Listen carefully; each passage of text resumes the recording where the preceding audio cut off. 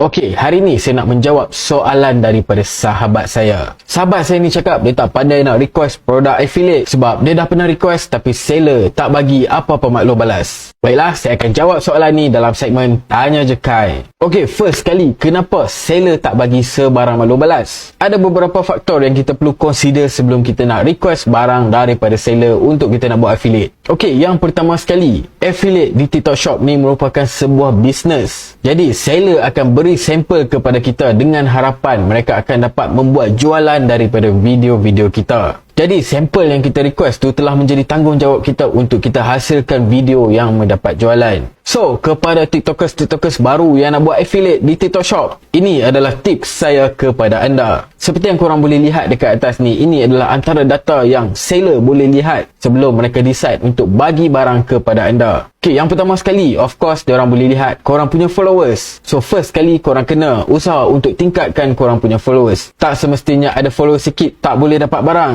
Tapi kebanyakan seller, dia nak content creator yang ada followers yang tinggi. Kemudian, data yang kedua yang korang boleh lihat dekat sini adalah jumlah video produk yang telah korang hasilkan. So, bayangkan korang tak pernah pun ada video produk. Tiba-tiba korang nak minta produk. Apa yang korang nak buat? Adakah korang nak dapatkan produk free? So, pastikan korang masukkan video yang ada link produk banyak-banyak dalam korang punya profile. Dan buat jualan sebanyak mungkin sebelum korang minta sampel daripada seller. Tak ada produk, tak ada masalah. Tengok je apa barang yang ada dekat rumah korang tu. Review dan masukkan link yang ada barang-barangnya kat TikTok. Kemudian, daripada data yang ada dekat sini juga, korang boleh tengok kategori apakah video produk yang korang selalu hasilkan.